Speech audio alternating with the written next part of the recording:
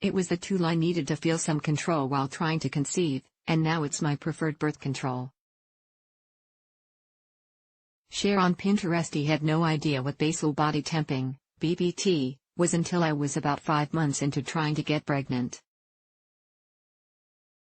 I was searching online forums for any clues and tricks to help me conceive and came across BBT. It was being touted as a must-use tool for conception. What I later found was not only were these parents to be correct, but it was also the tool to unlocking a life free from ever using hormonal birth control again. What is basal body temping? Basal body temperature is the term used to describe your at-rest temperature. This temperature goes up slightly when you're ovulating, and by keeping track of your monthly temperature trends, you can locate any patterns and predict when you're likely ovulating. Using BBT, alone or in combination with other indicators like cervical mucus, if you choose, helps you know the time frame where you're likely dropping an egg so you can time sex to give yourself the best chance to conceive. While I was trying to conceive, I'd take my oral temperature every morning before I got out of bed. My alarm clock would go off, and basically while still in sleep mode, I'd reach over to my nightstand for my thermometer and pop it in my mouth. After waiting for the beep signaling it was done, I'd record that temperature and graph it using a phone app. The key to accurate temperature readings is to take them before you get out of bed and at the same time every day. The app that I used over 4 years of trying to conceive is called Fertility Friend.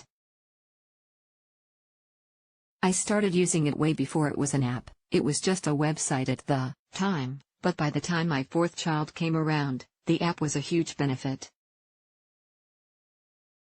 The app helps graph your temperature, predicts when you may ovulate, and provides helpful reference material for understanding BBT. 2 other apps that also come highly recommended are Clue and Avia Health. These also have the ability to track your cycles, temperatures, and other data that could be indicators of fertility, like sexual mood and cervical mucus. Temperature tracking sounds like a lot of work, and while you're getting used to it, it can be inconvenient. But what I found was the longer I recorded my temperature daily, the easier it became. It wasn't a big deal to add this step in my morning routine. And the best benefit of it all is that it worked. Using BBT helped me conceive after a few months of tracking my temperatures and seeing my pattern unfold. I was able to time when ovulation was going to happen, and I had a gorgeous baby 10 months later. Hormonal birth control versus. After my child was born, my partner and I discussed when we wanted to have another child. We had to take into consideration the struggles we had conceiving in my previous history with hormonal birth control, and the dangers it can pose to my body. I have a blood clotting disorder called factor V Leiden that predisposes me to blood clots. With this, I'm not able to use all hormonal birth control options, specifically ones that contain estrogen hormones. This significantly limited my options, and since we knew we didn't want to wait too long to have another baby, going with a longer-term hormonal birth control option like an IUD didn't seem to fit either. Why I never go back to hormonal birth control after I found BBT, there was no way I was going to go back to hormonal birth control. For me, BBT told me all I needed to know about how to get pregnant. And thus also told me what I needed to know to avoid pregnancy, too. Using BBT to avoid pregnancy is a category of the fertility awareness birth control method, and it's great if you don't like or can't use hormonal methods of birth control. But it does have its downsides too. Because of the potential for human error, it is one of the least reliable methods for birth control. It also doesn't protect you against sexually transmitted infections. I'm lucky because my cycles are regular, so it makes BBT for pregnancy and pregnancy avoidance clear. If your cycles aren't regular, it can be a lot harder to see the pattern you need to help you avoid a pregnancy, if that's your goal.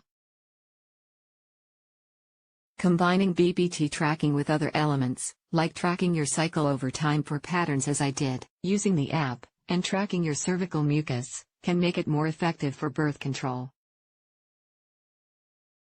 According to the American College of Obstetricians and Gynecologists, up to 5% of women will get pregnant with the fertility awareness method if they use the method, track, consistently and correctly throughout their menstrual cycle. Without perfect use, pregnancy rates go up to 12 to 24%. Choosing the right birth control for you should come with a lot of research and several conversations, both with your partner and your healthcare professional. This method worked for me, but it might not be for everyone.